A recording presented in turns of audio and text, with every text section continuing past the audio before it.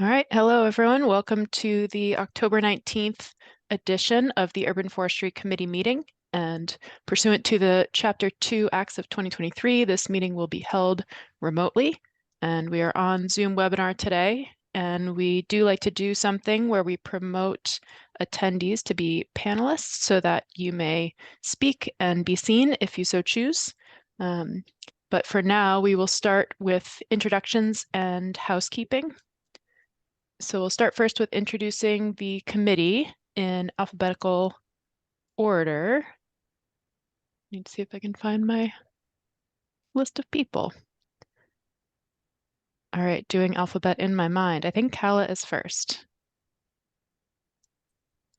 Hi everyone, my name's Kala Taylor. I'm a student at Somerville High School and I am the youth member of the Urban Forestry Committee. I think I'm next. I'm Christwan. I'm a local activist and really passionate about helping things to run efficiently so we can actually get more trees planted and healthy than we lose every year. And I think Doris next. Good evening. My name is Doris Jenkins. I am a stormwater engineer and certified arborist focusing on nature-based solutions. I'm Dorothy Supit, and I'm work in regenerative agriculture and live here in Somerville for many years, and I'm very interested in sustainability and urban planning as well. And my name is Leah Grossman. I'm one of the co-chairs of the committee, and I'm excited about making sure our trees are healthy in the city and getting residents excited about taking care of them. I'm excited to be here tonight. I think Tori's up. Hi, my name is Tori Antolino. I am a co-chair of the Urban Forestry Committee. I'm an ecological landscaper and planting plants to support our insect population and to make beauty for people. And I'm Vanessa Bukili. I'm a senior urban forestry and landscape planner for the city, and happy to be involved in everything, basically everything relating to trees in the city. I am also in control of this meeting, at least at the moment. So I'm gonna allow our attendees to become panelists if you so choose. You'll be getting a little question mark. You don't have to join as a panelist, but you are welcome to. I just did it twice. I'm sorry.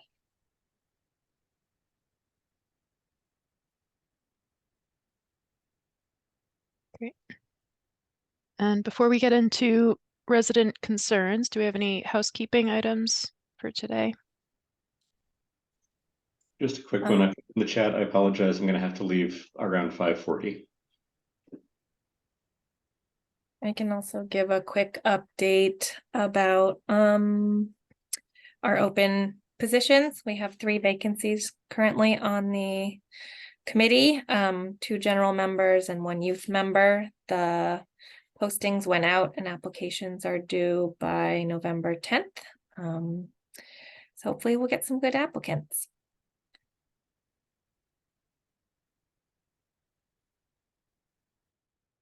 Great. Any other announcement related things? All right, if not, we'll open it up to residents. I can call folks out and go down the list, and you're welcome to introduce yourself, but you by no means have to. And you're welcome to share any concerns that you bring to the committee today. So we'll start with Anne Ryan. Hi. I wanted to understand from the last meeting Chris Dwan's letter. I didn't understand it, and I now have the tree. Vanessa sent me the tree. What is it, Vanessa? That you sent me? Tree preservation ordinance. Right.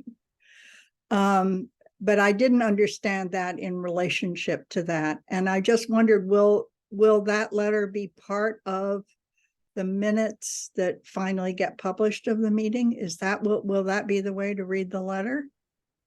Yeah. It's a procedural question, I guess. So what'll happen, and we probably could make the draft that we showed on the screen available, but what we usually do is until we finalize something, we don't put it on the website as something that the committee has agreed to.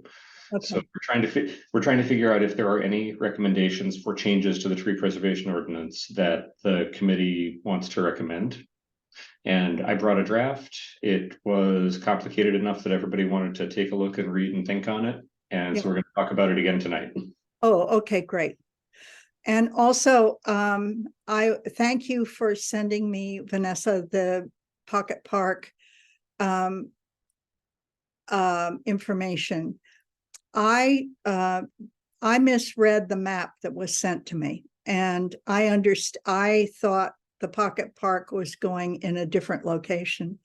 And I understand, and so the tenants group at Cobble Hill understands the value of the location of the Pocket Park and the attention that it might draw to the location and to options for other activities. So I just wanted to thank you for that. And we are not concerned about it. I think we're having ongoing bird dramas, but other than that, I don't have anything else to say. Great, thank you. Next up, we have Brian Chu.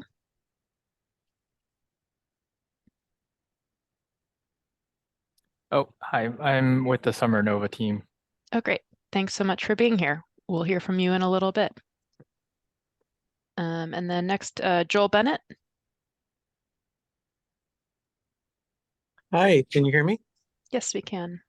Thanks. Sorry, I'm not that technologically savvy, and I'm doing this on a phone, which so I think there is on the agenda there's always something about greening the green line. But I wanted to sort of introduce it first. Partly, I'm not sure I'm going to be able to stay for the whole meeting, so I hope this is okay. So what I want to say is there's a group of citizens who want to work with the T and the city and the community to start planning for greening the green line. We want to work so that, come up with a plan that works for everyone. And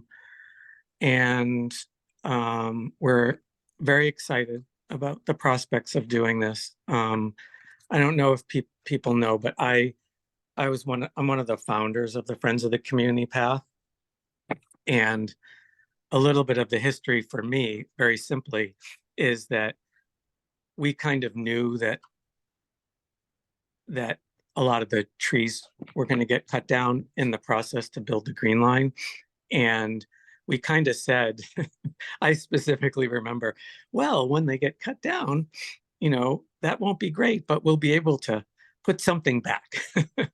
So that's part of my motive, is that I feel personally responsible for it. But we're trying to get some information, and we thought that this committee might be able to help us. And one of the things that we're asking for is we're trying to get the landscape drawings of the whole project, so that we can see what things were planted.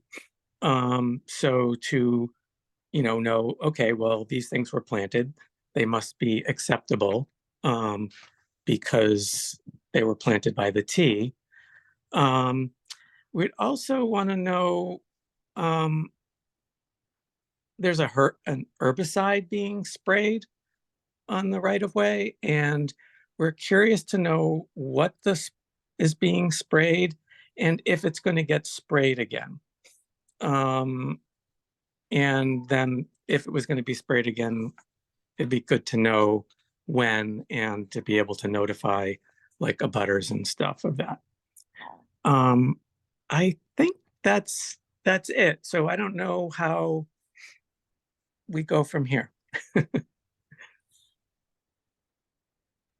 Yeah, Tori, go ahead. Yeah, so I just like to make a motion to take this agenda item out of order and have it spoken about after resident concerns. And that way Joel can participate in it. And does that make sense? So Joel, we'll talk about it in just a moment. And thanks for being here. Okay, great. All right. Let's see who's the next on next. Kristen Fallon, if you'd like to introduce yourself now. My name is Kristen Phelan. I'm also with the Summer Nova team. Great, thanks for being here tonight. And then next we have Russell Preston. Hi, all. I'm also with the Summer Nova team. Great, thank you. And anyone else I missed, feel free to speak up now. I think I got everybody though.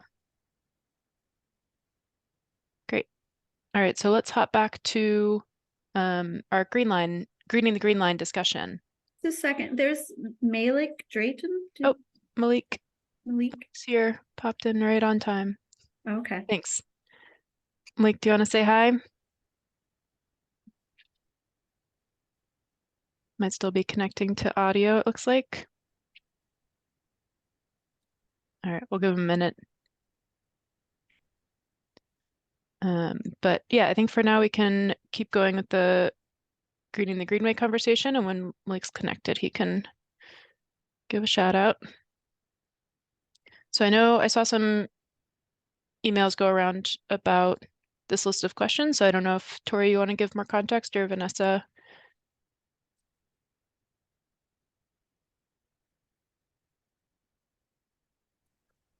And Tori, you're muted.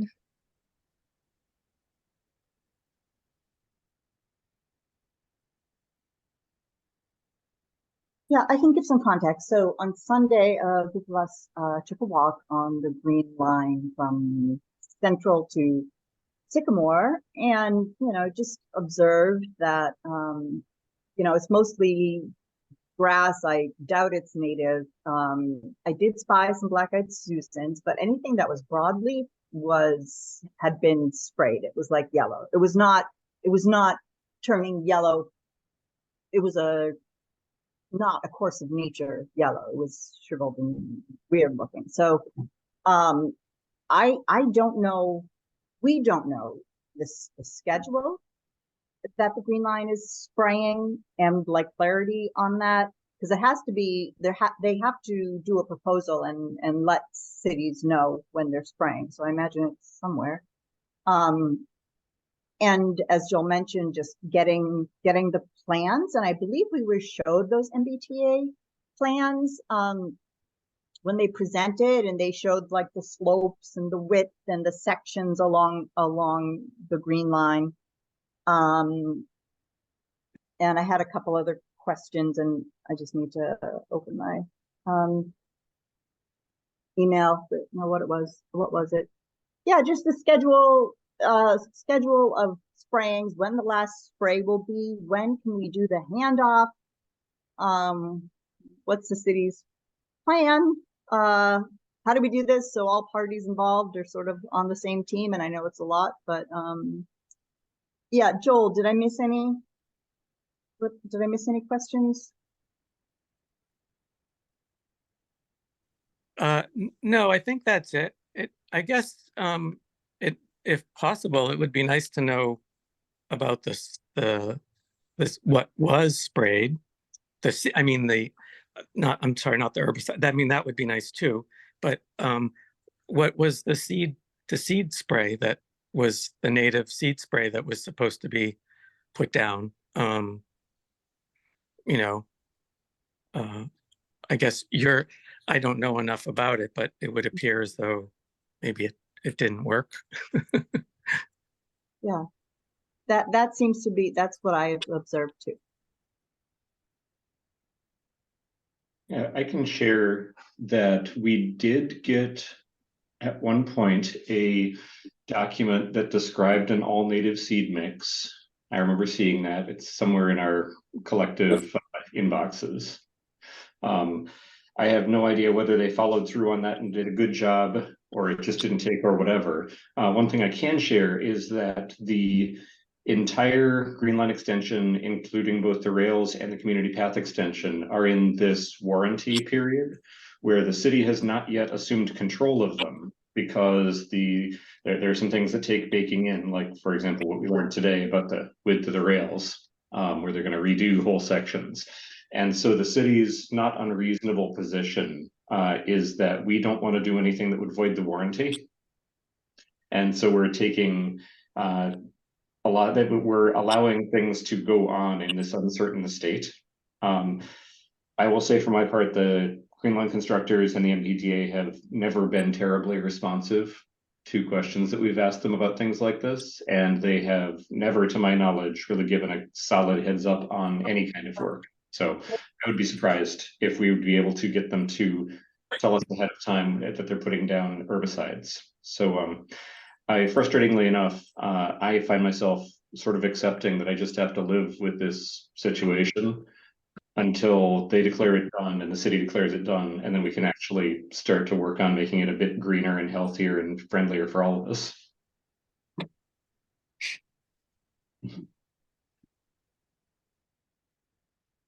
Yeah, I'm trying to look for that species list that I did share with the committee at some point. And we are definitely waiting on the handoff to, take over from the city's side. It's also a lot of new area to maintain, and DPW's capacity is limited, so we're trying to figure out how to take on more responsibility. So some discussions internally have started, but they haven't gone very far yet.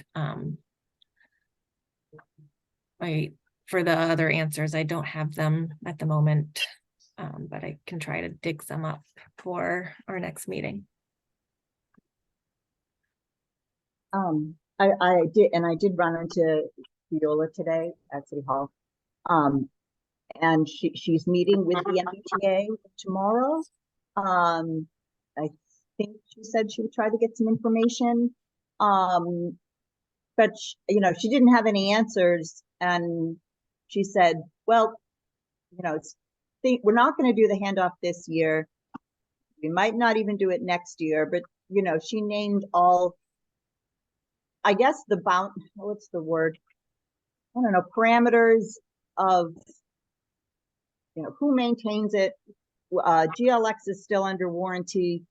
The contractors, the species we can plant. So one thing she suggested, and I think it makes sense, is that the Pollinator Action Committee, start thinking about what does that look like if we can't go more than 10 feet or something ridiculous. It just seems to be a lot of unknowns. And I'm just there is a vegetative management plan that the MBTA has to, they do put out, and this one is through 2023. But they have to do it, I thought they had to do it yearly. But it does not say, when they'll be doing it, and I would not say it's detailed. It's more of a long range plan. But I thought I believe if Wig was here, you'd know. I think they do need to do a yearly one. So I'll look for it. So I guess the news is we don't know. and I planted, I posted the questions in the chat. Can I chime in here? Of course you can. So I think the thing, I actually worded how I began, how I said, how I started talking about this. It's that there's a group of citizens that want to do this. And I want that to be, that's a great thing. Like that's a positive thing. And I know there's limitations, of the DPW and working with the T, all the thing. Everybody, we all know those things. But we have these people that are very excited about doing this thing. And I think we need to figure out a way. And yeah, it doesn't, I don't know. I don't know when it's going to happen, but the planning can start now, because planning is going to take a while. The organization is going to take a while. So I would like for it to be, I don't want anything to be adversarial. I don't want it to be, I don't want to create any more work for anybody at the city or even for the T.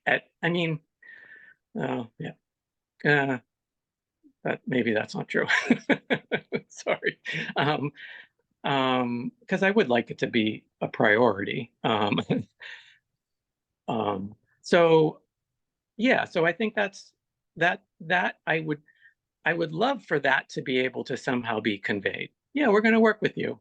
We're going to work with the city. We're not going to show us the drawings because we want to see what you planted. They actually, I don't know if people have actually seen, I was surprised because it took me a while to find them, but they actually planted some trees. Just maybe not necessarily where you would have thought they would plant them. Well, no, I mean, Ball Square, they planted some, and at Tufts, they planted some, but they also planted some stuff at the pump station, and they planted stuff all around a facility where the workers go down an inner belt. So I was very pleased to see that. So clearly there's some common, people are interested in planting things.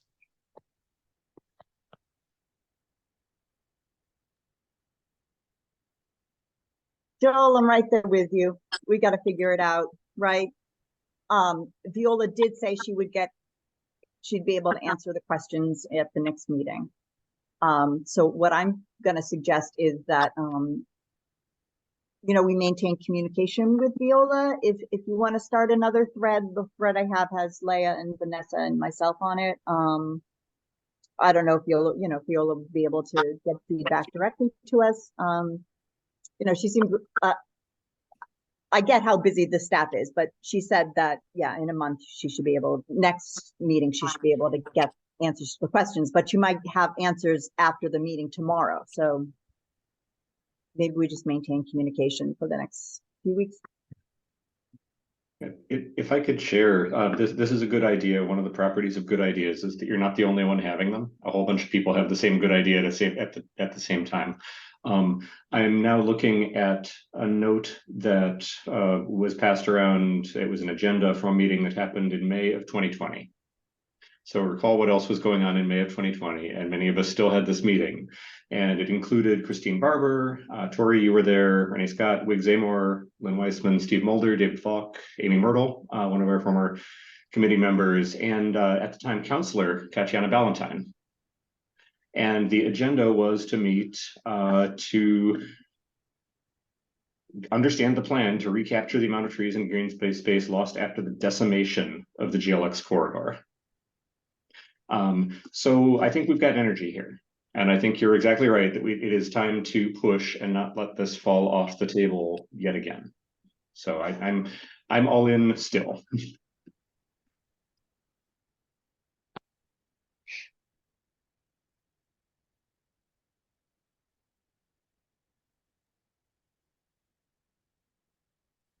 Thanks, everyone. And thanks so much, Joel, for being here and expressing that.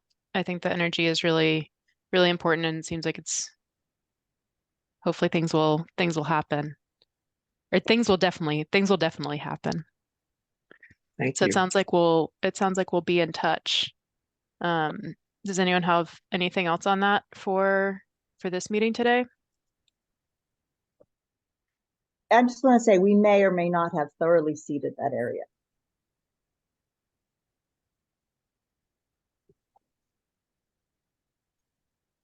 It might just be sprayed, and next it could be sprayed whenever they spray next, and it's So you're saying there you might don't have think been a you few saw seeds that all of these species? I saw like 3 black-eyed Susans made it. Mm-hmm. Well, It's, it could be a warranty issue, right? Mm-hmm. If they didn't do it, then they would be technically required to, right? And another note is that this is just the slope seed mix, so there's probably some, it might not be, might not be what was shown everywhere, but that's where the making sure we see the landscape plans could solve that. I don't see the seed mix. I can't open that file. Are you seeing my Oh yeah, screen? your screen. So it's the quarter slope seed mix, which could have been sprayed everywhere, or it could have just been on specific sloped areas. But yeah, without seeing the plans, it would be hard to know. Just note also, just because it was sprayed doesn't mean that the seeds germinated or made it. So, yep. Again, the grasses do not recognize them. Even if it was a fescue, I just don't recognize them as anything native. But yeah, to wrap up, to Joel's point, if it's under warranty and they did not do it correctly, like, do they have to do it again? I guess that would be the other question for Viola. Oh yeah, number 4, can we get compensation from Jill? Well, yeah, that would be the other question.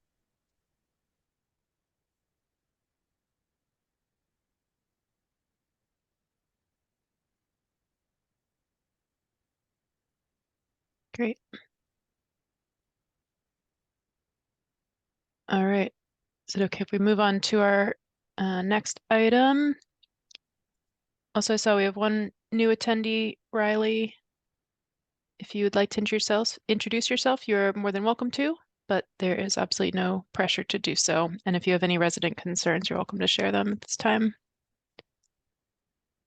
Oh, I might have scared them away. All right, so we have some folks from Summer Nova who are going to share a brief project update and then have some time for questions, I believe. So I think yeah, Tori.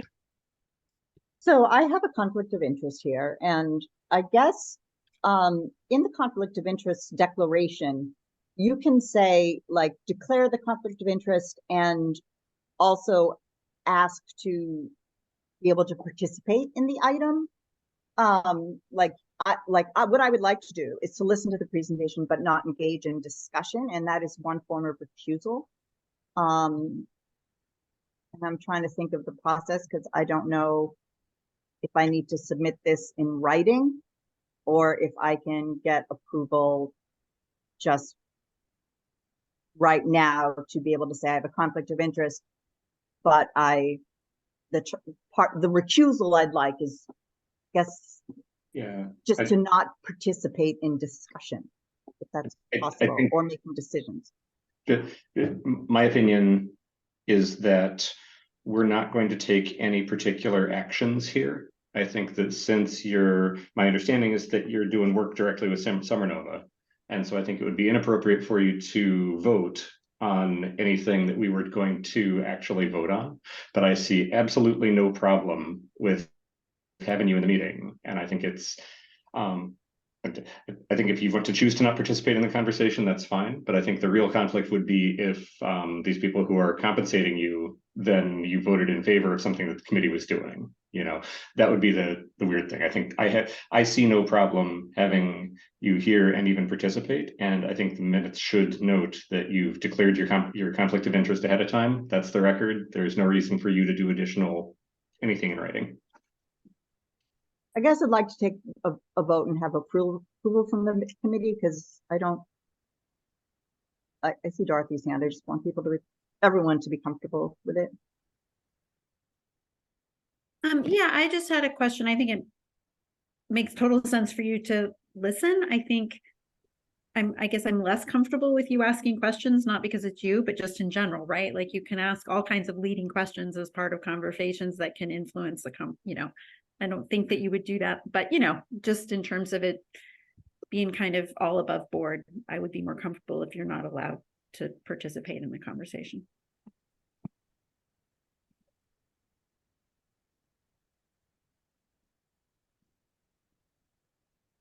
Great. So if it would ease above board tendencies, we can do a really quick roll call on Tori attending and listening, but not participating in this portion of the meeting, if that sounds good to everybody. And I'll just do a quick rundown.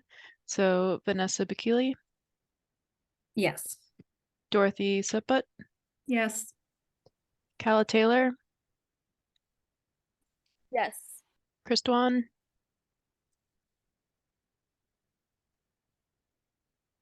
oh, I don't know if Christwan is frozen. Yes. Great, thank you. And Doris Jenkins, Yes. myself, Leah Grossman, yes. All right, and that should do it for us, yes?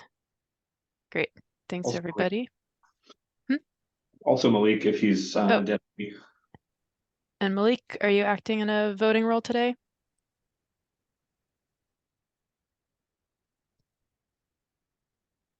Maybe not, I or don't maybe think he stepped is. away. Okay, great. All right, so I think at this time, Vanessa, if you can make either Kristen or Brian have screen sharing abilities, if you all have something to share. Yes, we do. I think I will be sharing. Okay, let me see what I can do here. So I just wanted to thank you all for this opportunity. We have had the privilege of talking to many of you over the past couple of years and meeting some of you for the first time. So please consider this an informal conversation in which we are just presenting some framework ideas around our ecological strategy as it relates to Summer Nova's expansion. For those of you who don't know anything about Summer Nova, we are Somerville's innovation hub. We are located in between Park Street and Market Basket. We own about 7.4 acres of land across 17 buildings right now. And we are the home to many rapidly growing emerging climate tech companies that need more space.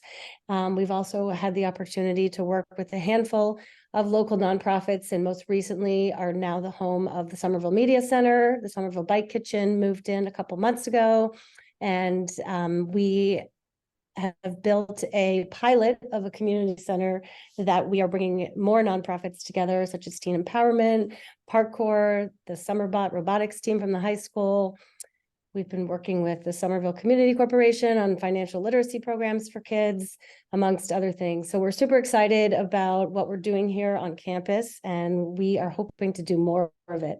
Our expansion plans, we have a website, summernova.community, which is a blog that includes a draft master plan with a ton of detail if you're interested. But for the purposes of today's discussion, we are focusing just on some ideas and framework around our ecological goals and ideas around how we can sort of better this campus for the future to come.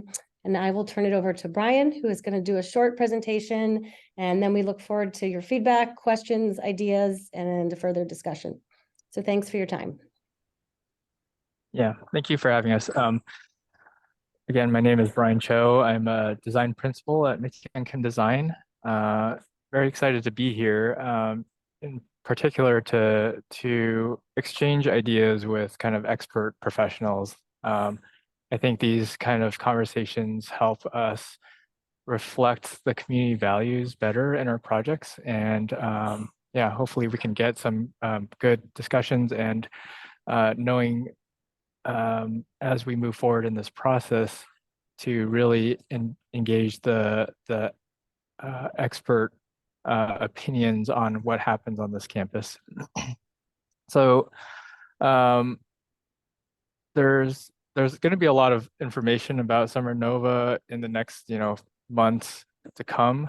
I'm really going to go quickly through. I'm not going to get into a lot of any of the details of that proposal for Summer Nova expansion, But really, I think what Rafi Development, when they contacted us and hired us as the landscape architect, is really challenge us to give the campus some ecological goals, right? How do we do things a little bit differently to even as a commercial enterprise, commercial development, impact the community in a greater in a greater way. So that was really the challenge from Rafi Development. So this deck, the first half I'll whiz through really quickly. Second half will be really focused on our holistic goals and ecological vision for the site.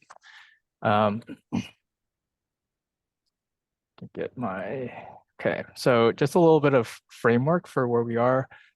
Historically, this site has been the site of a pipe manufacturing plant, very low-slung buildings along a railway.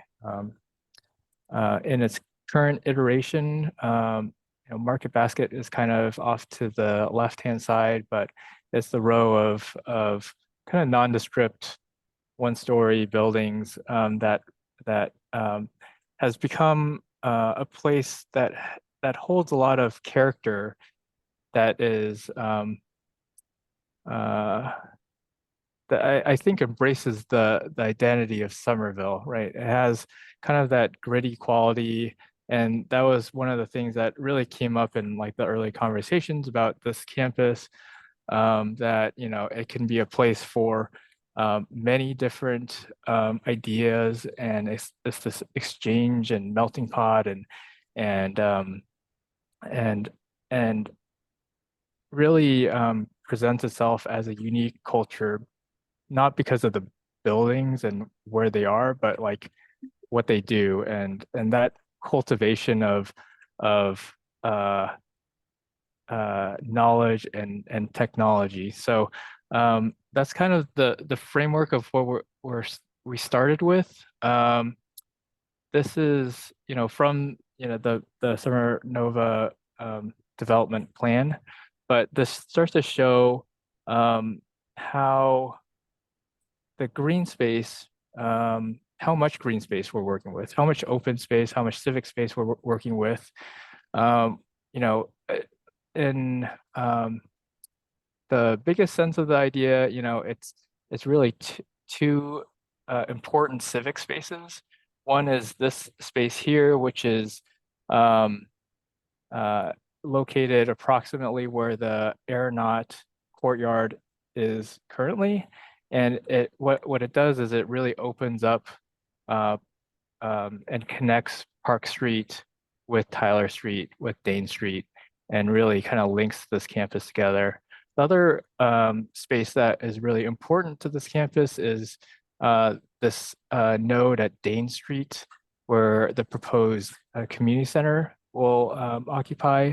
And what exists as a parking lot today will be turned into a green park, a green node. And then, another big component that we always kind of breeze over is really the streetscape.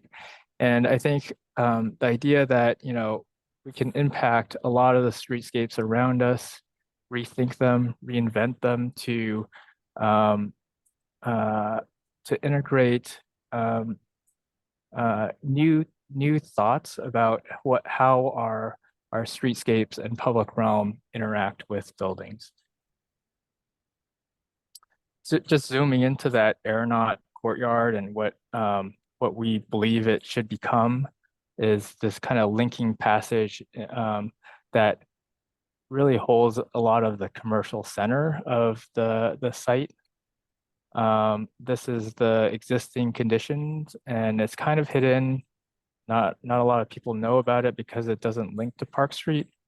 And this is kind of the vision of it being this kind of social hub for the district, but also for the neighborhood. On the other side, the Dane Street node with the community center here, this idea that the parking lot that exists today could become a really important threshold, a green threshold for Somerville. This is the parking lot as it exists today, and this is kind of what we imagine it to be. And I'll go a little bit more in detail about what we're starting to propose in these areas. But really, so this is kind of the heart of what Rafi Development has really asked us to look at is what are the greater ecological goals that we're trying to set for this district?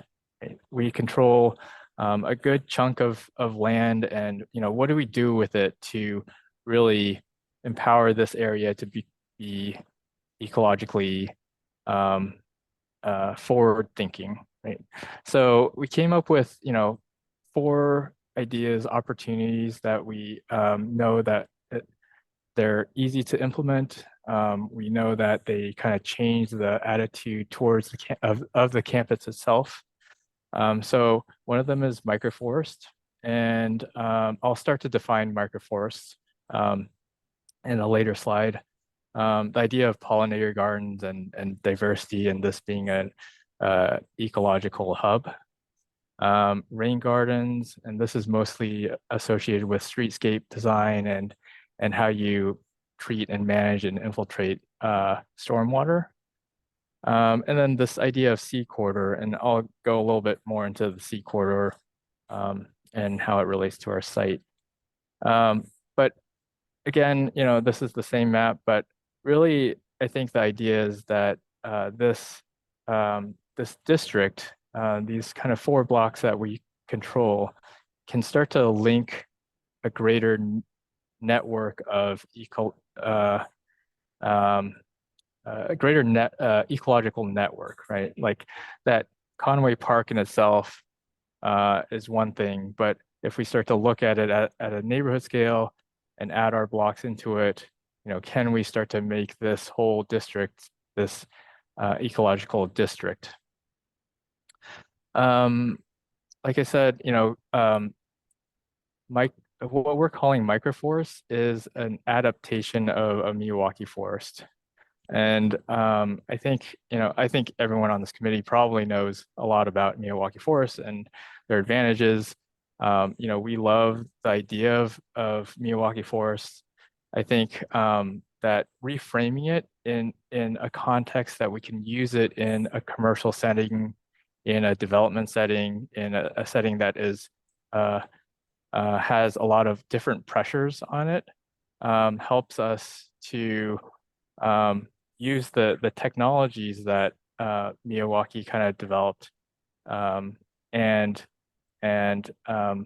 cater it to a specific application, right? So here's our parking lot again. This is what we're proposing. I think, so this is a conversation that has been going on with us and Rafi on how to actually manage a Milwaukee forest, a microforest. And, we like that to call it a microforest because it allows us a little bit more freedom about how we manage it. I think in the Milwaukee method, it's really about like setting something and really limiting human interaction with it. But as you can see here, we have a lot of human interaction that happens. So, some of the strategies that we started to talk about is, really not getting away from like commercial mulching, that irrigation isn't a permanent irrigation, but it is really based on kind of these extreme weather conditions that we start to see, and the fact that we also kind of need to keep, this green space managed and alive is important. So that there is a little bit more freedom in terms of how we irrigate, but just being smart about it.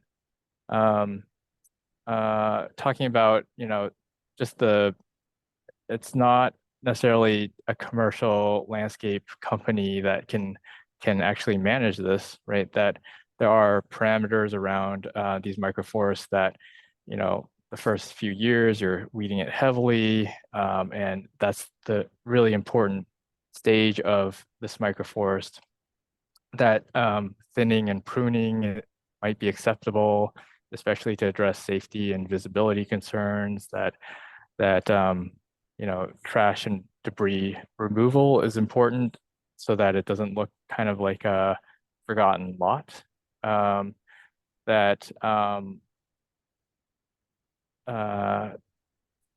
We're not using insecticides, pesticides, but there are important markers about invasive species and harmful infestations that can happen that you have to actually manage for.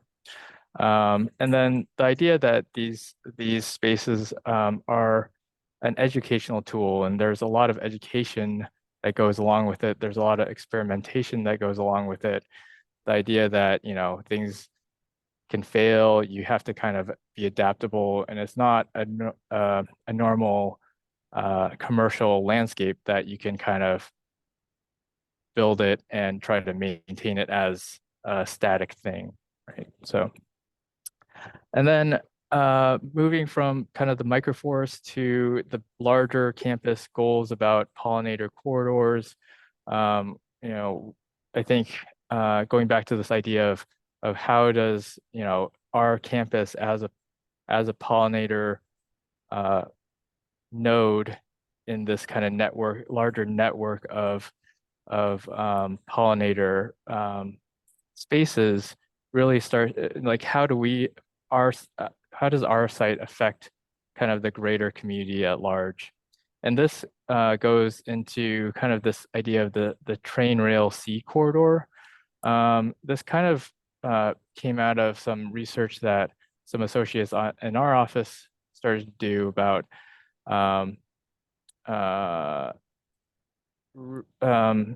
these studies in Europe and native plants along rail corridors, and that the native plants, especially rare plants, were being found really along these rail corridors because they have a lot of advantages in these dense urban spaces, being this continuous zone that's minimally managed, that when they get established, they can start to populate along this rail corridor, right? So this idea of whatever we put on our site, can that influence kind of what happens down track and up track? Even though we don't kind of control it, does our plantings and our seeds that kind of disperse from our site have a larger, greater impact in the community? And then, really just studying and providing resources for pollinators year round. And these are just kind of charts that we've relied on to come up with our lists of native plants, and we kind of go back to regularly to make sure that we're providing enough pollinator support year round. Yeah. And the last slide, I'm gonna just show if I can get my PowerPoint to advance.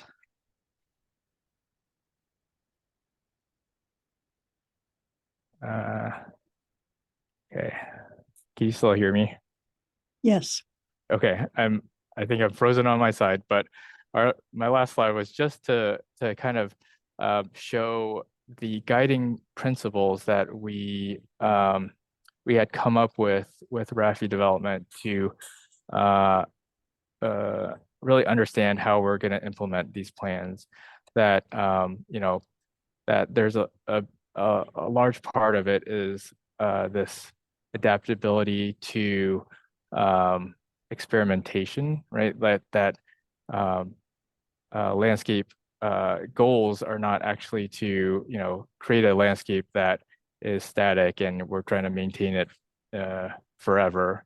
That there's some things that will fail, some things that will really do really well, and that strategies can kind of really have to continue to evolve as the landscape evolves. So I'm gonna stop there. My computer's still frozen, so I assume that you guys can still see me and hear me. We can.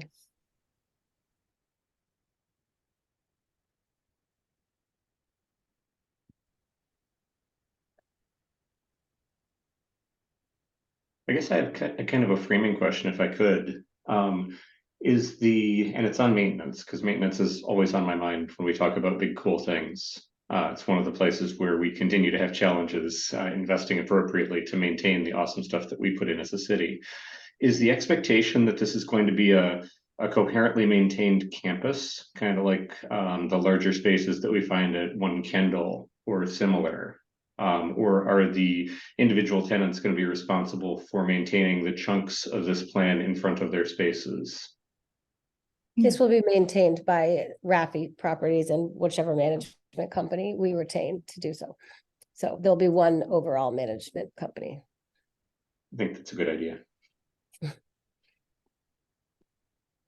If I may follow up on that one, does that continue to all of the sort of streetscape and the slide that called out all the public sidewalks? Is there sort of a relationship with the city that would be developed and sort of split maintenance, or would Raffi take care of the public spaces as well? You know, it's a great question. And to be honest, Russ, correct me if I'm wrong, but I don't think we have a decision on that. In terms of, we haven't talked to the city, but I would assume that we probably would be maintaining whatever we are improving. Russ, am I right? I just confirmed that in case I spoke. No, I think it's safe to say that that's something we should kind of put in the parking lot and continue to talk about, and we get to that level of detail.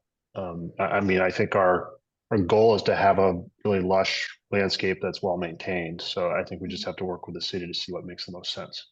So, but at this moment, we don't know the specifics.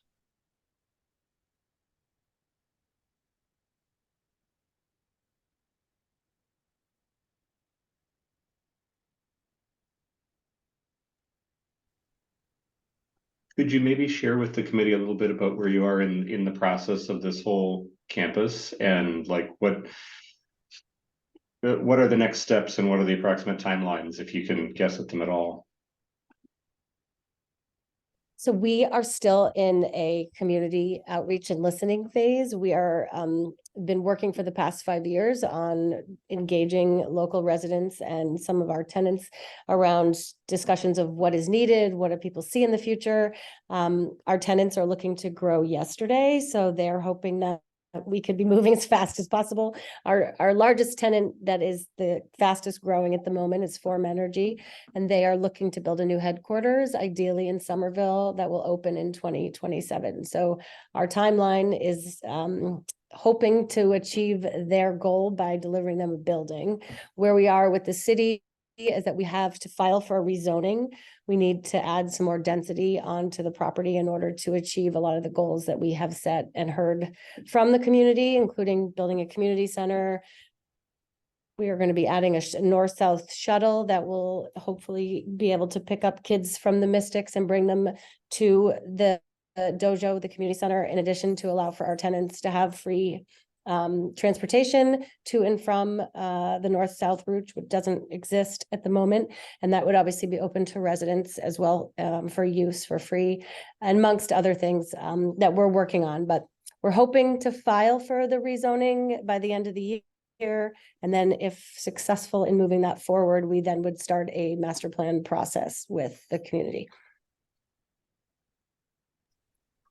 I'm curious how sustainability is being integrated into the project, in terms of if you're thinking about including bioretention or rain gardens. Are you planning on, and this is still early, I'm sure, but I think it would be great to think about routing stormwater from the buildings into those rather than just having them collect surface runoff, or, you know, maybe if we're thinking about irrigation, is there opportunity to use gray water for irrigation, which I know can definitely be difficult to permit at times, but can also provide great benefits. Russ or Brian, can you answer that question? Yeah, Kristen, do you want me to take it? I think we lost Brian, unfortunately. It seemed like his tech issue, he dropped off. But yeah, I can answer that. Good, great question. Yes, we're actually very focused on that. I think not just the development team itself, but also, a number of tenants at Summer Nova are really, in the sustainability space and really addressing solutions to climate change. So I think it's important not just to provide space for them, but also to align as Summer Nova as a testing ground for really pushing these things and kind of, being as aggressive as we can about it. So I think we're also in a unique position where we do have some stormwater being, coming into campus now. So we want to address that and be smart about how we utilize that. We are planning for these buildings to be LEED Platinum and currently net zero ready. So we're trying to push the built environment sort of aspect of these buildings as much as we can, and are continuing to study that. So I think and this is where once we get the rezoning done and we can really start to look at the details of phase one, we'll know exactly how much rain gardens and what's the potential for gray water use. We are envisioning a lot of upper story, upper terrace sort of green space as well, and green roofs. So our goals are, I think, to try and be very smart about how to integrate all of that, and especially with kind of narrower right of ways, how we redo the streetscape. I think we're always thinking about it being very lush, but I think how we kind of balance the pedestrian space and vehicle space and landscape space, I think is good detail that we're looking forward to getting into with everyone. So, but hopefully in general, I think that's kind of a big overview. Thank you. Dorothy, go ahead. Yeah. I think my question was, do you have mostly, I guess this is for Brian, but are there buildings or campuses in the area or not in this area far away that you kind of see as examples that you're like, wow, if we could be like this, or if we could create or, replicate this or improve upon this, can you point to those? Yeah, that's a great question. I mean, I think that the challenge about, I have to say that Somerville is probably the most progressive in terms of kind of outward facing ecological zoning, right? That even in Boston, we don't kind of go as much in depth with ecological kind of showcasing that happens in Somerville. So I think that when we got the opportunity to work on Summer Nova, I think it was the idea that we can start to really push even in like the aesthetic realm what this could be. I live right next to the Harvard ERC building, and that one has like this really incredible rain garden system that they have. They have a lot of ecological plantings. I mean, that would probably be something that we're like really along the lines with.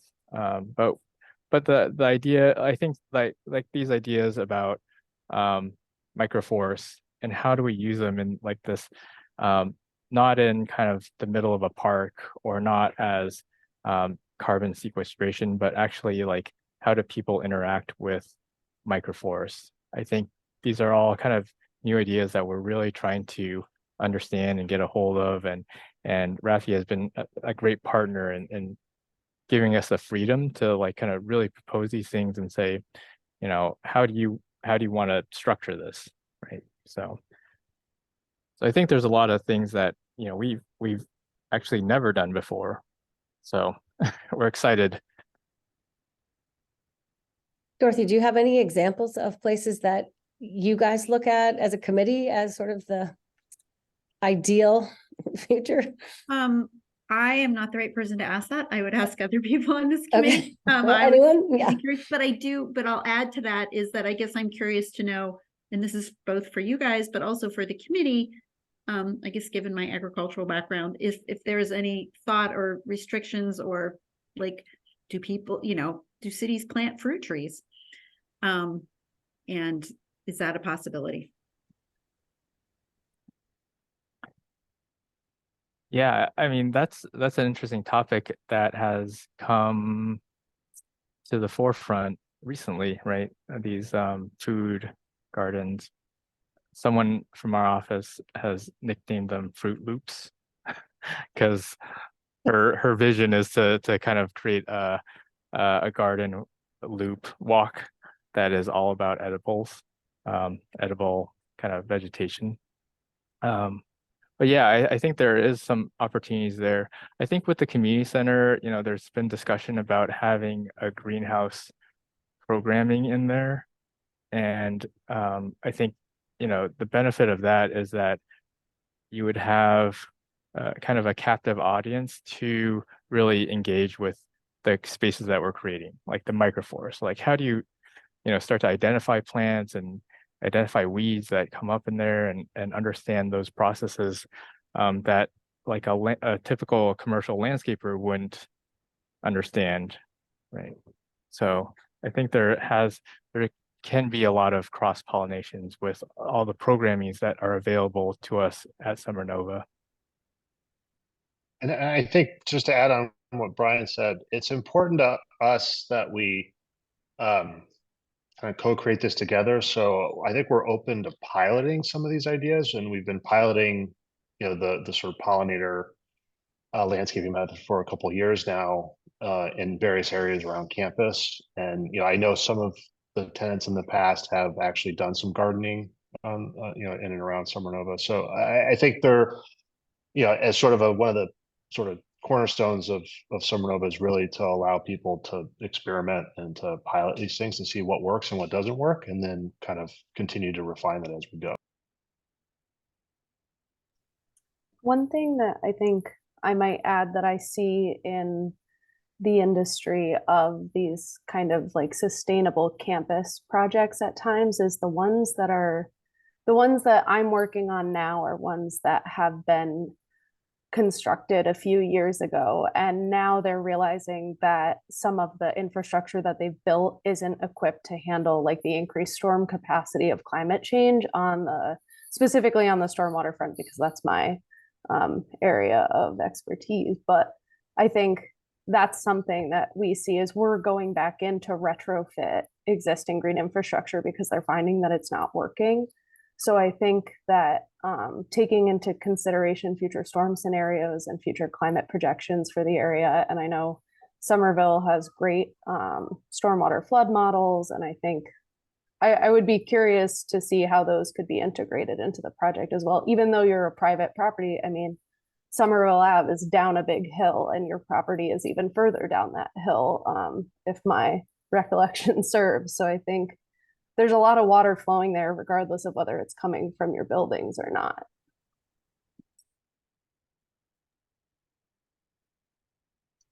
If I could just throw in, you're exactly right. I'm 2 blocks away from the site, and this is a spot both on Park Street and on Dane/Granite where we get flooding when there's a surge of water, and it's the 2 storm drain mains that go down Somerville and Beacon, and they've got a cross connect that balances that's like 10 or 12 feet lower than either of those streets.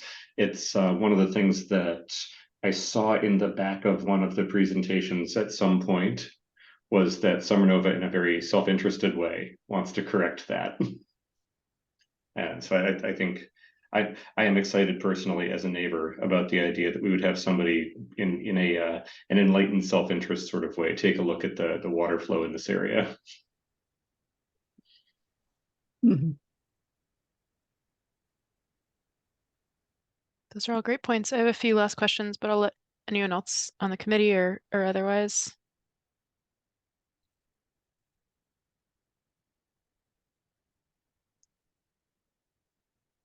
All right, and we're losing Chris for the evening. Thanks so much, Chris, for all your comments. And we're still at quorum, right, Vanessa? Great. Take the nod as a yes. All right, so yeah, I had a few last questions. I think everything that's been said so far is really helpful. And I just want to thank you guys for coming here and presenting and spending all this time investing in community engagement. I think it speaks to the work that has happened so far. And I think I would encourage, as you're developing these plans, two things really stuck out to me. One is all of the roof space. And since so much of the development is buildings, I'd love to see more of the diagrams have more green on the roofs. And to Chris and Doris's point, if this is a space for exploration, looking into blue-green roofs or purple roofs, and thinking about how we can integrate stormwater into the roof system as well as plants. And I think something we've been talking about in the committee quite a bit is prioritizing green roofs in addition to, but possibly over solar, knowing that as Doris was saying, things are evolving and we're going to have to go back and retrofit, and our energy system is also evolving, and we're always going to need plants. And I think that's a takeaway that has struck me recently, and would love to see that as a priority. And then also thinking about just a last note on the maintenance conversation. From what I've seen, sort of the best long-term maintenance strategies has always had a dedicated team of maintenance folks who are committed to the vision that Brian presented, and really embraces that knowledge that these landscapes are going to change over time.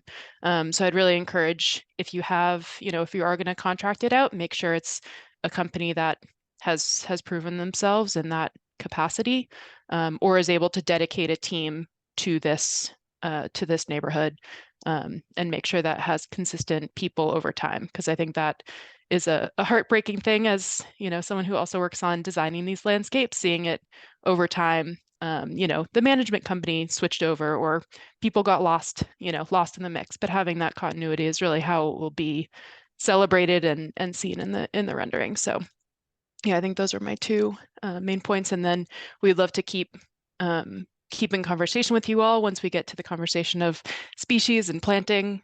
That is a whole different meeting that we won't get into today. But yeah, appreciate your time and want to keep in the mix. No, thank you for the opportunity, and we're always looking for ideas and suggestions and feedback and criticisms too. So please feel free to reach out to us. The easiest way to get in touch is either email community@summernova.com. I check that email, or you can email me, Kristin, Kristin, but it's easier to remember, community. And we would love to hear from you. Come to our campus, come visit us, and any feedback is very much welcome. Great, thank you so much. Okay, thanks everyone. Thank you. All right, I'll go back to sharing our agenda. And you all are welcome to stay on, but understand you probably have other stuff going on as well. All right, so we are now up to updates from the city, and also recognizing we have about 45 minutes left in our meeting, so we might take things out of order later if we need to prioritize anything specific. Hey, so this is me. Rec couldn't be here tonight. He usually speaks to the city tree removals, so I did not actually get an update from him. I believe he's finished removing the trees that were on the list that he sent around more than a month ago. And he's going to be looking into whether, like, putting together another list, just seeing what's left. I know he's done a lot of the more larger trees that were dead and dying, but there may be some small ones to clean up now, smaller. But I don't think he has a list ready yet. So I don't have anything specific about that. Any questions about my non-report? Great. Moving along. Is Malik still here? I think he had to go too. All right, so private tree removal permits and exceptions. There have been a few things issued recently, like 300 Somerville Ave is removing a mulberry. I don't know if the thing's been updated. I'm gonna look. Let me see, I think I can see.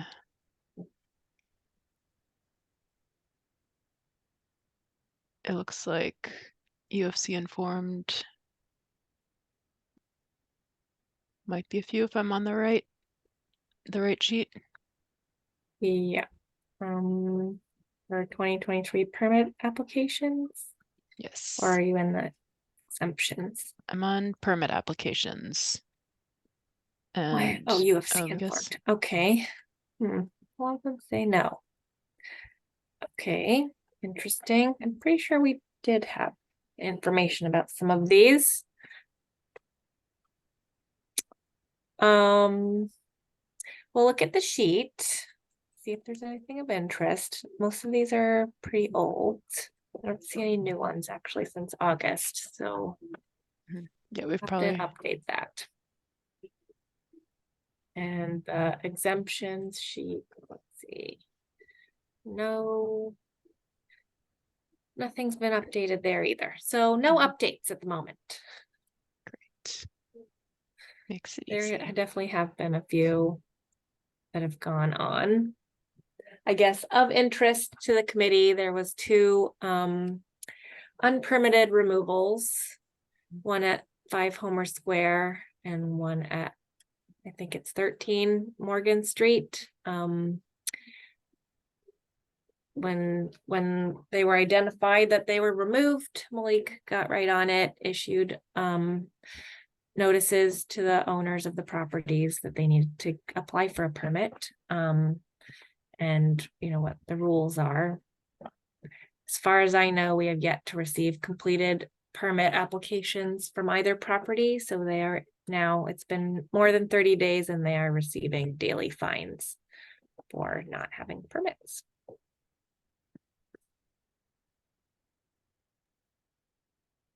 Any questions about that? How much are the fines? How much are the daily fines? $300 per day. And this is, we're talking about Homer, right? Homer is one of them, yes.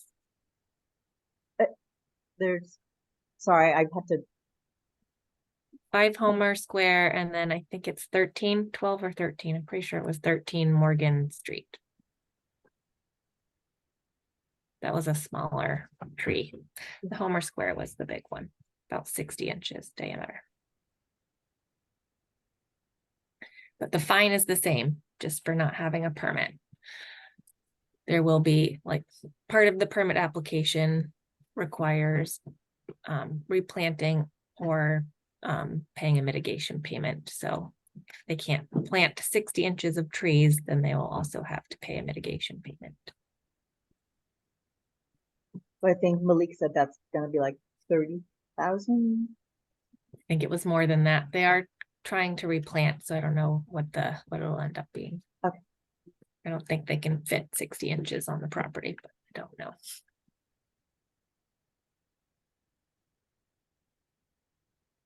Shall we move along then? Fall tree planting. Okay. So we're planting 175 trees this season. I sent out the list of species that were selected. It's 66%, no, sorry, 64, I don't want to overstate it, 64% native to the Eastern US. I don't know, do you want me to pull that up? I think I can open it. Just get this out of the way. We are limited in the fall to various species are fall dig hazards and have a high likelihood of dying if they're dug out of the ground in the fall. So I am limited. I can only plant like one species of oak. Pin oaks doesn't seem to mind, but other oaks are a no-go. But I still was able to get 64% with the species that are available. I think I've avoided all the ones that you have disliked in the past. I don't even have any syringas on here. And I do have one species, Nyssa sylvatica, that's a fall dig hazard. I'm trying to get those pre-dug or in container grown plants. I don't actually know for sure if I can get those or not, but I have requested multiple times to my contractor.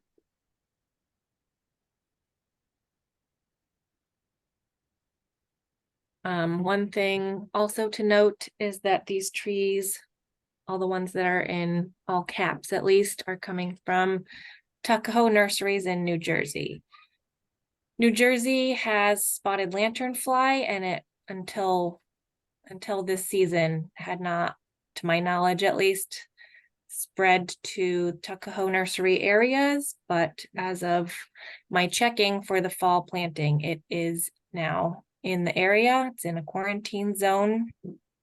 So I have verified very carefully what the protocols are for moving plant materials out of quarantine zones, and I made sure that Tuckahoe is following these rules, and the trees are being delivered initially to Leahy Landscaping site. So I've checked on their protocols as well. So they're all following strict protocols to inspect for spotted lanternfly and treat them and kill them if they do see them. So I'm hoping that all will be well. Cambridge is also doing the same, getting trees from there, and they checked with the Massachusetts Department of Agricultural Resources, MDAR, to make sure that this, that it's still okay to do this. And they said, yes, as long as they're following the protocols, it should be fine. So we are proceeding with that. Slightly nervous, but sort of on a related note, we found a spotted lanternfly in Somerville. Someone that works for the city saw it a few weeks ago near the high school. So it could have come in on materials from there. It was one adult, it got squished. We don't have an infestation. This does happen regularly, that one random adult will be spotted. So we might be all right for a little bit longer, but keep an eye out, people.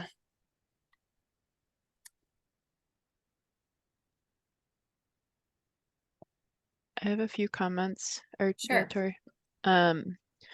So just one bad gut reaction to Acer campstra hedge maple. Yeah. I've tried to do more digging, but my sort of primary initial Googling is multiple sites saying not recommended. So yeah, curious if that has a. I have been avoiding planting it generally because of that too, but I did check and it's not on any state invasive species list near us, at least. I checked, I looked at the iPain website, which is one of my go-to things. It says it's okay.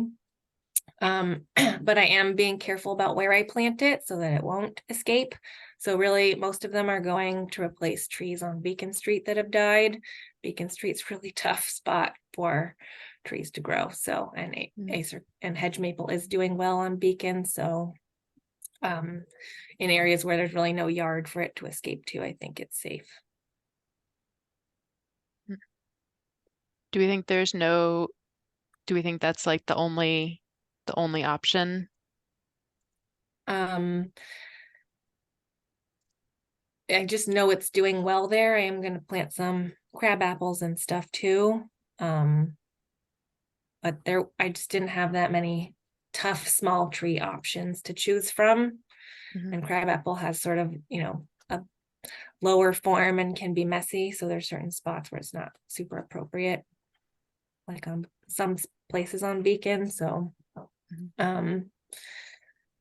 since it's, not actually invasive, just can escape cultivation, I figured it would be worth doing where it's hard to get anything else to grow. And if we have planted some on Beacon, have we seen in like adjacent areas that it hasn't sort of escaped? I guess I could be concerned about the Arts and Sciences Library, if that's the right name for it. at I don't think Kathy? it's anywhere near there, but I haven't actually gone on that property to see if any happened to get over there, but it's not planted anywhere. I don't think on that side of the street. Mm. Like in that block, at least.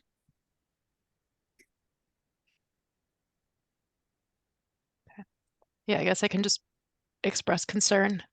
I understand. I have been avoiding it in the past seasons, but I'm like, oh, it's doing so well. And I did my research and Yeah, I know it's seems not to be on okay. any list yet. But it always feels like it's a matter of it's not on there now, but it feels like just a matter of time. Okay. And then yeah, I know we planted like all the nisses that we tagged for Adopt a Tree this year were like all the ones that had died. And one of our theories, I think, was fall dig hazard. Mhm.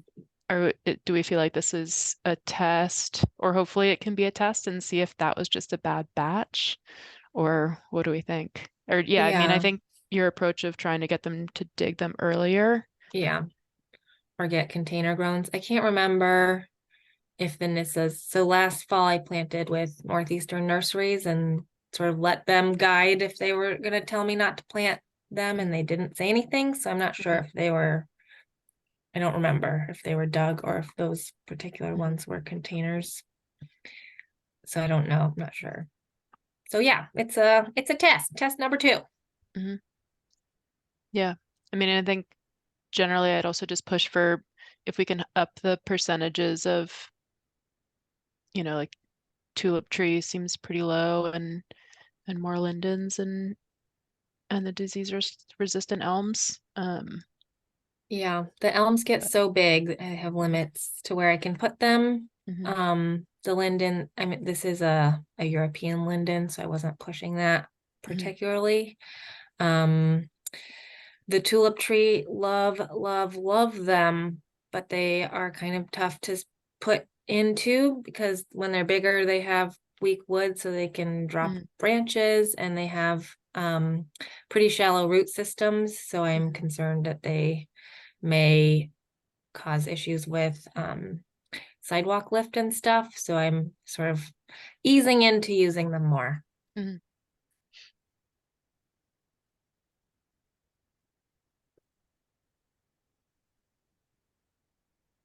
see Tori's hand raised. Tori? Leah, if you're done. Well, first off, bravo. We've got 64% native plants. Huzzah. I think that's probably the most we've gotten, let's say, in a planting season. Definitely up there, yeah. Right? 15 oak, pin oak, 10 hackberry, 15 serviceberry, 15 red maple. I know we have a lot of them, but they work. I'm not offended by crabapple. It's hard to get any native crabapple anymore. Right? Hackberry. I do want to change those tomatosa into Americana. How do we do that? And I'm just curious about where the cedar went.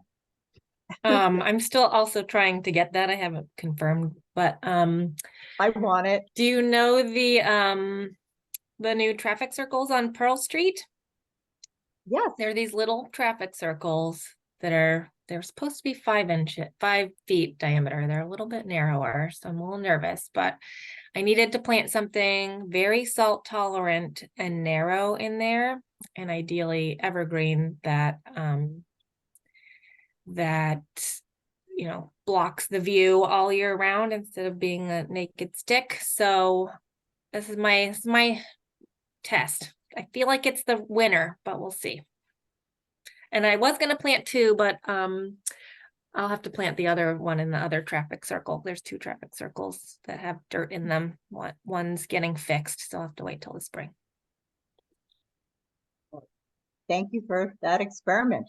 That's very exciting. I do agree with Leah about the hedge maple. So it's invasive in Virginia, right? It's on the list. Mhm. And it's just one of those things like, oh, we keep talking about climate change and changing weather patterns, and maybe we're not Virginia, but like we're moving towards a warmer climate, and invasives, it's like just an eventuality. It's just like a matter of time. And so, and I feel like Beacon Street, like, feel like for what they've been through, like they deserve to get some native trees and pollinator activity. And so I appreciate, being like, oh, but they work. And what's our tree? So I think I might have found a unicorn. It is called the hop tree. So I'm doing a Milwaukee forest in Cambridge, and I'm planting one, but I won't be able to really see the whole structure. But it's maxes out at like 20-25 feet. I mean, similar to it can be a tree or a shrub, but that's the same with service berries. I'm looking at hedge maple. That's the same sort of structure. And it's just a matter of, okay, if it gets some suckers, we just cut them off. But, service berries, hedge maple, a lot of these plants have that tendency to be shrubs as well. But this hop tree is sort of a rounded form, again, single or multi-stemmed, native more to like, let's get a nice single stemmed image if you can. But I think it could be a winner. I don't know who has them. Almost like a crab apple. Like, That's gonna be my next question. Can you find them? yeah, I found one. It was a foot tall. Oh, no. So, but this Where's is your where nursery, Tori? Yeah, well, Make us some trees. this is where we can perhaps start using, our spaces, especially around the high school that has these. It's like very like monoculture, fragrant sumac, bearberry landscaping. It's like tons of space, and like, all right, can we start? Where's our nursery? Well, there's tons of space there. Maybe that's where we start our nursery, like Cambridge does. So anyway, I came across hop tree and I wanted to share that. I also think we should be experimenting with sassafras. If we have shady places, I think let's just try one. We have two growing. Yeah, we have two growing on the street at Morse Kelly. I mean, for sale. What? Oh, you I tried don't one? remember. No, I don't remember. I haven't seen them on a actual plant list for sale.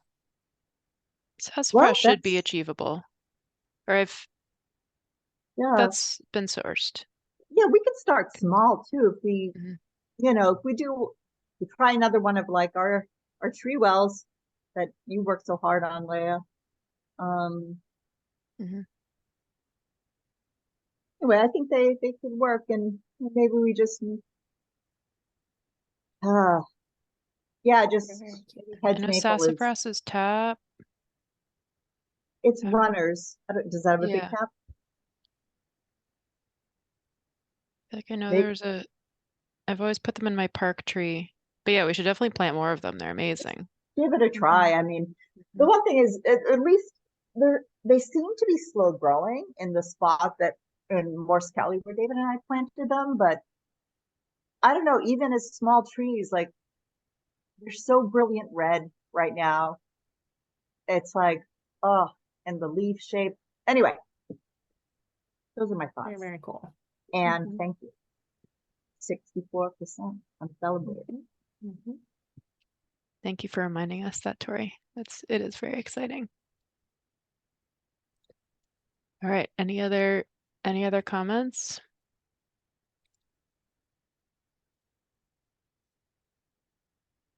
Just give us a little sassafras preview. Leaves are very cute. All right. Back to our agenda. Next up is Somerville Pollinator Action Plan Advisory Committee updates. Tori, do you want to do this one or should I do it? I can do it. Go for it. But I don't believe I can reveal anything right now though, right? Oh, you can reveal what the committee decided, I think. Let's see. Yeah, I think so. yeah, you just, Maybe. Allison was sort of like, Okay, why don't you just say that we made a decision? yeah, we made a decision. And we're this particular consultant is extremely excited to just hit the ground running. And I think this is going to be something really special, and just want everyone to continue to participate. And I think the consultant really wants to have like us to lead and they will take direction. And so the more ideas we have, the more input, the more engagement, because we will need boots on the ground, and there'll be a lot of citizen science and experiments, and getting native plants into people's gardens. And so it'll start very soon, and then May is sort of the launch, and there'll be a lot of tree, plant and insect identification, and it's gonna be fun. So I don't know when our meetings will start, but we'll keep you posted. I don't know. Is that good, Yeah. Vanessa? Do you have any Sounds great. Yeah, hopefully by the next meeting, the contract will be set up and we can reveal even more. It was a very inclusive process by Allison. So it's great.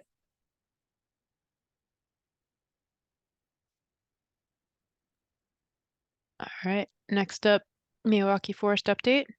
Okay, so the Milwaukee Forest is being planted on Sunday. Let's switch to our rain date because of rain on Saturday. But yeah, Sunday from 10 to 3, the forest will be planted. So very exciting. Allison's been doing a lot of prep work for the site with lots of volunteer help, and Maya Dutta from Bio for Climate. And the DPW grounds folks have been helping out a ton as well. So it's been a all hands on deck sort of effort, but we will have one come Sunday afternoon. And we've had tons of volunteers, sign up to help plant. There's I think 40 to 60 people signed up, and there was another that many more on a wait list because there's just too many people interested. So very, very engaged community, as we know. I signed up. Hopefully we'll be able to tag team summer streets and planting. I know. I was like, I hope it's not the rain date, but of course it is. All right, sweet. Do we have a Quincy Street update today? Yeah, sort of. So Tori had asked if there was an update, and so I checked. I know we had reviewed some sort of overview plant ideas that were presented to see if the woman who's helping think about infill there, that she can develop the plan further. So she is working on updating the plan with more like how many plants in each spot sort of details, and taking the feedback that we provided. However, it won't be done definitely this fall, and it's kind of on hold, the project in general, because as you have noticed, the what's it called? The wooden thing that you walk on is called a deck. Boardwalk. Yeah, boardwalk. That is really not doing well.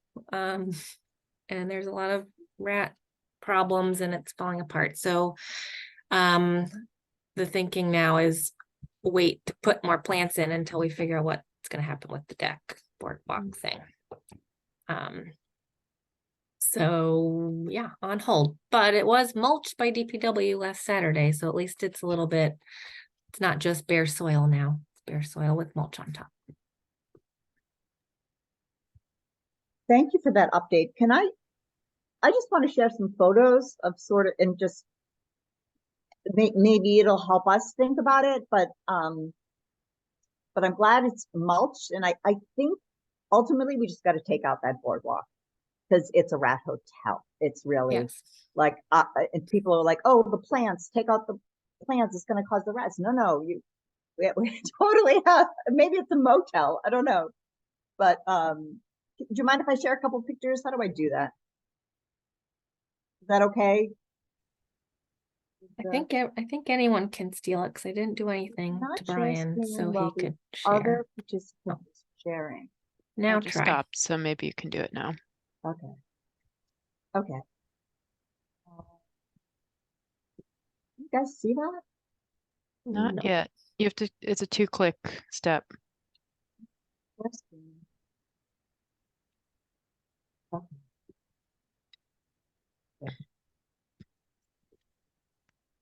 Okay. So, and you got that? So this is Coming like, in. yeah. Now Mhm. we do. Yeah. Okay. So, I don't know what you can see exactly. Can you see my cursor? Yep. So, here it is when you walk in, and this used to be full of plants. So I have no idea how they all came down. Because if we have Pemberton taking care of it, like, might not have been perfect, but there were tons of milkweed in here and lots of other things. And of course, you see this, like, there's one of the rat entrances. And this is nice. This is on the right side as you come in, like that works. But then of course you have the bare spaces and this boardwalk. You could probably see more of the rat holes. Right here, I just want to make a note that is soapwort, and I don't know why it's not being removed. There it is again. It's like, what, maybe someone thought it was a phlox. So I look forward to just taking out the boardwalk and planting it, because I think besides food, I think that little hotel is where, there's another one right there. So thank you for indulging me, because but again, on that right side, aside from the soapwort, it's just a little depressing. So thank you. How do I stop sharing? Pause share? Stop. Okay. Thanks. Thank you for sharing. It is too bad. Yeah, it's surprising. We had a project that we put everything in and it all got eaten by rats. And we planted peppermint, and it seems like that's doing okay. So. All right, so we'll get more Quincy Street updates as those decisions come through. Yep. All right. Were we able to look up, Tori, were you able to look up any job-related postings? Anything interesting? I'm gonna just open it quickly as well. See if we can't do a quick scroll. I know I get the emails and I didn't think I saw anything, but I just learned about Alt A. Life has changed. wait, what does that do? It unmutes you. Oh, whoa, I So didn't know about that. so It looks like tree surgeon and tree surgeon working foreman positions are still posted. Trench inspector. Sustainability and resilience planner. That sounds exciting. All right, another job that I'm gonna put on my mental list of people we should follow up with when they get hired. And it looks like this is within the Office of Sustainability and Environment, which is distinct and separate from public space and urban forestry. Quite so. Can I ask how much if you have overlap? Do you give like quarterly updates or senior leadership meetings or? Not in senior leadership, so I don't know. Well, we don't have a ton of overlap. Some like reach outs for things that there's overlap on. OSC, Office of Sustainability and the Environment, is leads a lot of plans like climate forward and climate vulnerability assessment and stuff. So climate forward does have some tree and ecosystem service related goals. So they do touch base with us on those, like if the goals make sense and how we're doing on them, stuff like that. But it's maybe a couple times a year kind of interaction. Interesting. Good to know. Thank you. Mhm. All right. And lifeguards as always. Bill. Yeah, seems a little late, perhaps.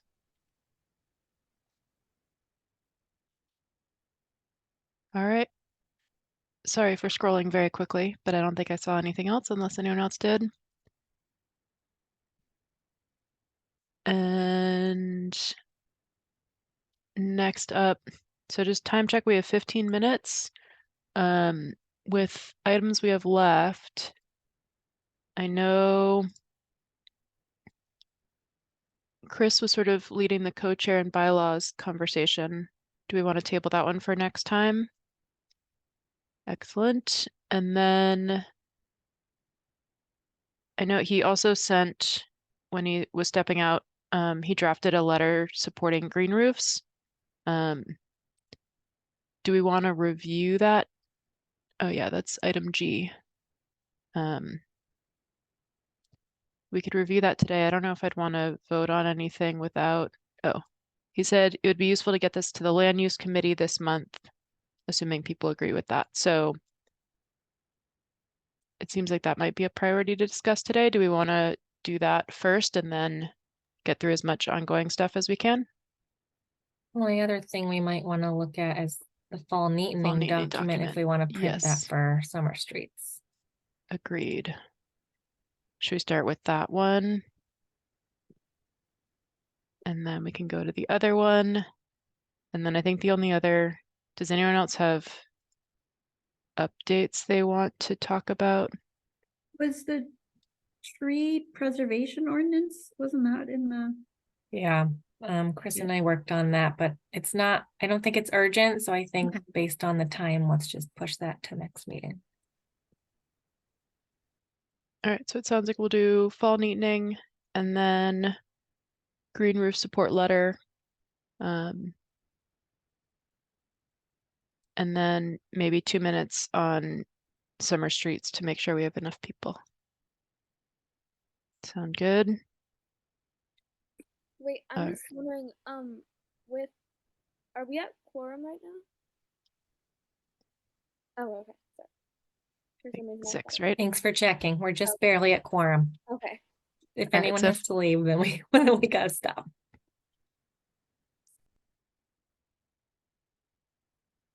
all right. Tori, take it away. Alt A. So I wrote this document 2 years ago, and it's basically encouraging people to leave the leaves. So I start with, we started a bad landscaping. We have a bad landscaping habit, and have this tradition of breaking leaves and putting it in bags and having everything be taken away. So you're taking away your pollinators, eggs, critters. So then it's, what do we do instead? And it's sort of phrasing it as we neaten. We don't clean up, we just neaten. And so it's like you leave the leaves, take leaves off the path, you throw away trash, you leave the stubble for the birds, check your pots for cocoons and chrysalises. Use sticks and branches to make artwork and wattles, and have a cup of cider, and know but that by doing less, you are doing more. And that's what I'd like to do just tonight, is just to, I don't know, like add some images and I'll send that out to you in the morning. Oh yeah, this is a chrysalis that is on my pots. That's a spice bush swallowtail. It's in its overwintering phase. There's the same chemical as antifreeze in there, and that'll come out in April or May. So I'm keeping that pot outside and making sure I don't hurt it. Those two little silks though are super strong. It's amazing that it's just hanging there and just looks like a leaf, right? So so I don't know when we print it out, and that's another, I'm pretty sure it's like some sort of cocoon there. So if the pictures might not, if we can have like the images, when we put this like online, that'd be great. But for printing out, we should probably keep it in black and white. I imagine that would be, even though I love the image. I can print in color. I don't know how it'll turn out. Sometimes our printer ink makes colors different than they appear on the screen. So maybe having it have some color is good, but maybe the pictures, not pictures, but like something, but not pictures. Do you know what I mean? Yeah. Our Leave the Leaves image, that might work. Mm-hmm. That don't,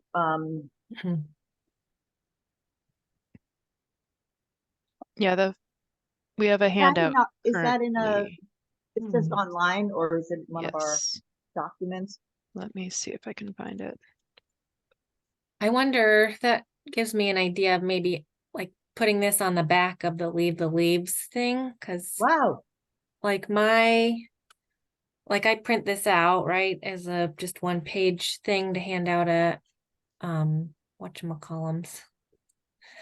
6 p.m. Tabling. hits and I can't remember words. Really, it's 5. But anyways, yeah. Tabling, thank you. Outreach activities. So it'd be like useful to have more information on the back. And then neatening document has a lot of text. Yeah. Which is good information, but not everyone might actually read it all. So this sort of gives a 2-part. People who want to read it can read it, and the message gets across with the Leave the Leaves bit.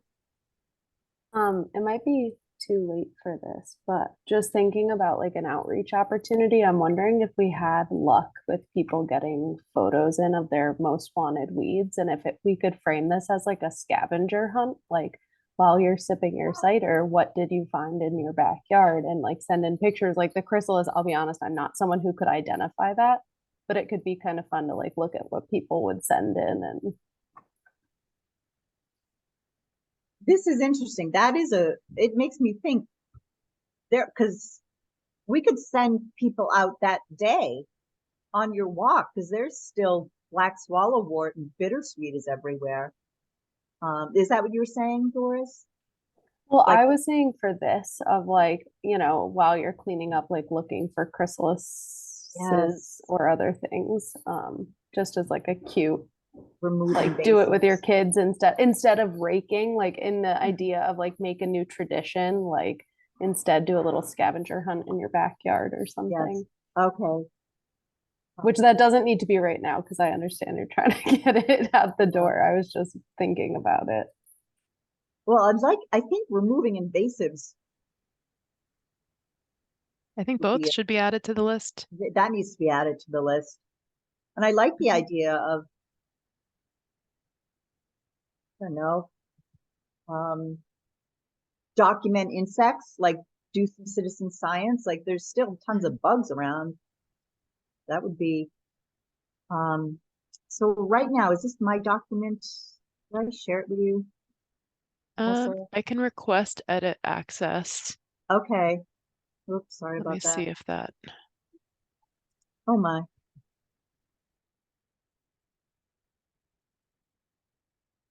I think that's allowed if everyone doesn't have access, but just I have access to share screen. Good. And then, so we'll just add, does it sound like we'll add 2 bullet points, one that says document your insects and one that says remove your invasives. And then I think it'd be great to have one sheet as a printout that people can take home. And then maybe if you just have one set of printed images, Vanessa, if it works out, and we can just have that on the table for folks to look at. And then I think if I could copy for more information, these last few things, and put it on the first page, that can be part of the printout that people can take home. And then maybe when we post it online, we can include the images. I was Does that wondering if there's space or if it could be added like in the sit back and relax and have your cider and then add like until when can the person get back in the garden? Because that's when you say this, they're going to be like, oh, when can I start again? What's a good date? You know, do you say June? I don't know, May. I mean, it's funny. I mean, maybe like I am always in the garden throughout the entire year, and it's mostly just like observation and like seeing what's like coming up, identifying rosettes, and yeah, I mean, I don't really, I don't know, like May is kind of start back up, but you don't want to mow anything until, it's like no mow May. Mm-hmm. When can people? Well, I guess it'd be like, when do you, because you want to cut back your grasses to allow for new growth in June? Yeah, in June. And like the other thing is you can plant. That's the thing. You can Right. always plant throughout the season. I plant in January. Mm-hmm. What That's- about leaving the stems or cutting back the stems from last year? Yeah, you don't do that. Like I don't. I mean, if you want aesthetically, you can do it in like late May. Mm-hmm. You can do it. You can cut back seed heads maybe in May, but I mean, I don't touch them. That's just my. No, I know, but I'm just thinking if we're asking people not to do something, they're going to be like, well, when can I? That's all. Mm-hmm. I don't know the answer. It's just, that would be my question as a non, professional in this area. Yeah, I think it's a good question. Yeah, I mean, I think if we're also pitching No Mow May, like, I mean, the winter is also when you like plan as well, and you research and you observe and you reflect on what worked well last year. So, but I think in terms of like, if you do cut back, if you're like holding off on cutting back your seed heads for us and for the insects, yeah, waiting until end of May, June is But probably you never want to cut. You don't want to cut back more than 18 inches. Like ultimately you just want to leave it. But let's say aesthetically, like 2 feet, you can cut it back at 2 feet because bees will actually be living in the stems. They have their life cycle inside of the stems, and like Joe Pye especially is a big one. And you cut them back. If you cut them back, anything back at the base, you're just killing potentially, or preventing, insects from repopulating, especially bees. So, so looking at time, yeah, and knowing we want to get this out this Sorry, week. we don't No, have time. it's a really good question. Maybe it's something we can engage folks when we talk to them, and yeah, I don't know if we want to add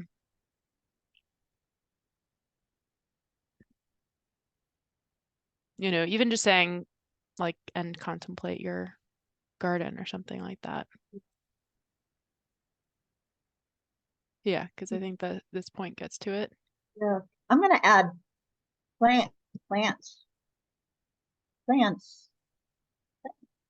That's what you can plant natives, remove invasives. Mm-hmm. That's Yep. And that also brings up a great point that people often don't know, that fall is a great time to plant. Often it's when we do a lot of bare root and plug planting. So even if there's no green stuff on top, you're just planting roots. the idea is that it'll come back stronger next year. So that's a good talking point as well. I mean, I could add leaves. How would you say, like, never cut below 18 inches? Or I maybe do that's just want to say, for the observe insects, you already did call out check for cocoons and chrysalises. So I think that might be a redundant okay. bullet. Here, yeah.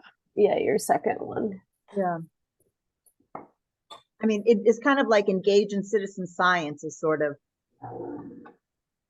Yeah, maybe Yeah, you can which add that. acknowledging too that this can't do everything. Yeah, I'm just gonna say. I think we're trying to go a little bit down the road of like, yeah, and. Yeah. But when in reality, it is a very like lovely and thorough list. Okay. All right. And does, I don't know if it needs like to be made, the text needs to be made bigger. Does that make sense? I don't know. Anyway, I think you make it a little let's- bigger to get it, fill the page, but I Yeah. don't think it has to be. And then maybe we can do, I feel like sometimes we've done this where we vote on the content and then we say it's okay if we add maybe we just throw the same header that we did for the recommended fall planting, or we do a version that it's a fall version. So and can we get our seal on that? Does that make sense? Right, yeah, that's what I was saying. Vanessa, I don't want to give you more work, but is that something you can do tomorrow? yeah, I can definitely paste this onto our UFC seal thing. Okay. Or what did we think about the idea of putting it as the back of the NOMO? Yeah. The no. I think that's leave the brilliant. leaves sign. Where'd it go? Yeah. And we can And also I can add the logo and adjust the size and stuff to make sure it's filling the page. Yep. we could also add it to this one that has our logo and then has our learn more, so that we're also getting folks back to our website, which will have more info. Okay. And then I was thinking I could just make this orange instead of green. Oh, like fall. Like fall. Is all that gonna fit on one side of a page? I can try. Yeah, I think it could. So Okay. Leia, I'm sorry. So could you work that a little? Yes. Is that Yeah, I something- can do that. I can do that right after the meeting, and then I can send it to Vanessa, and then Vanessa can print it, and I can pick it up sometime before Sunday. Well, I have to drop stuff off to You have to drop Leia. stuff I off, have a yes. bag of stuff, so. Great. So yeah, will you be able to print and drop off tomorrow? Perfect. Yep. Okay, great. I'll be home, so anytime is great. All right, shall we vote on the updated spruced up version of this being printed and then added to our website?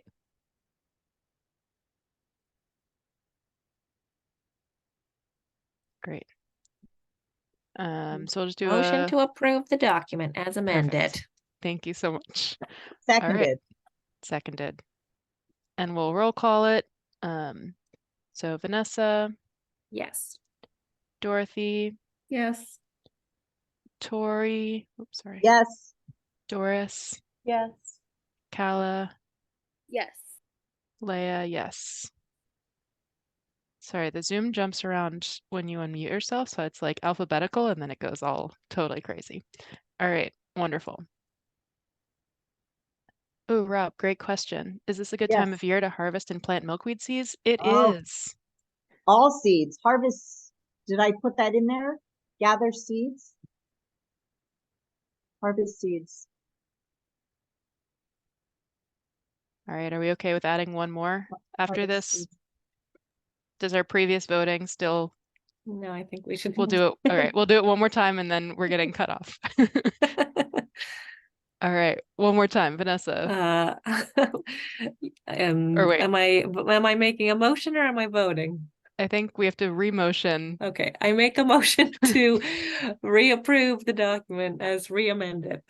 And I will second that. And now we'll go down the list of voting yes. So Vanessa, Yes.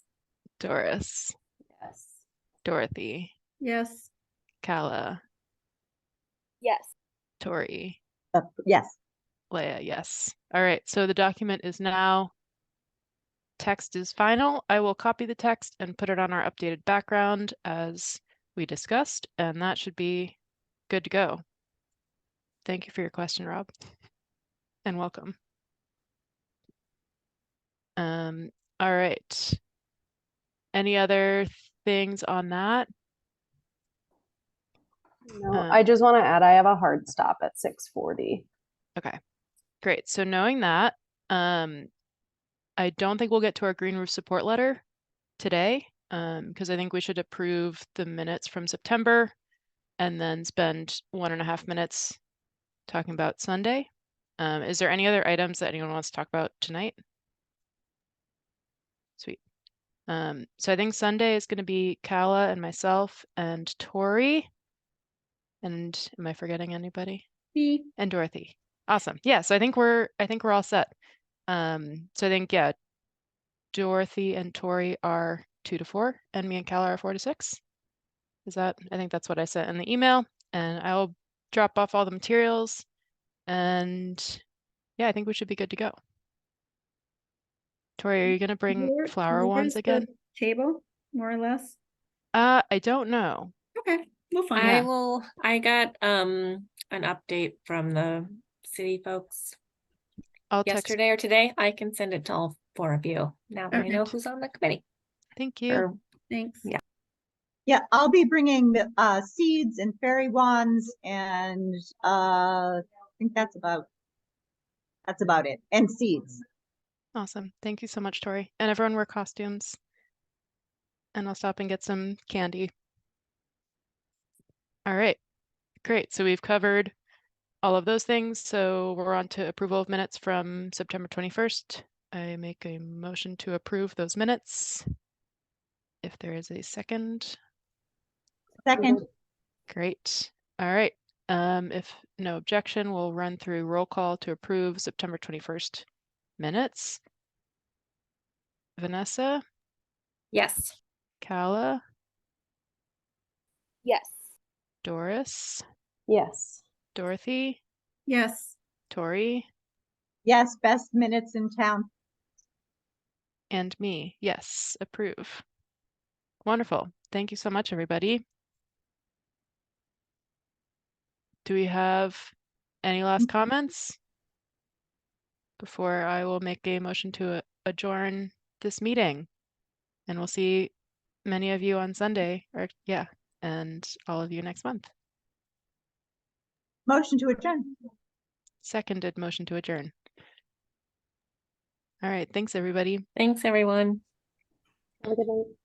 See you later. Bye.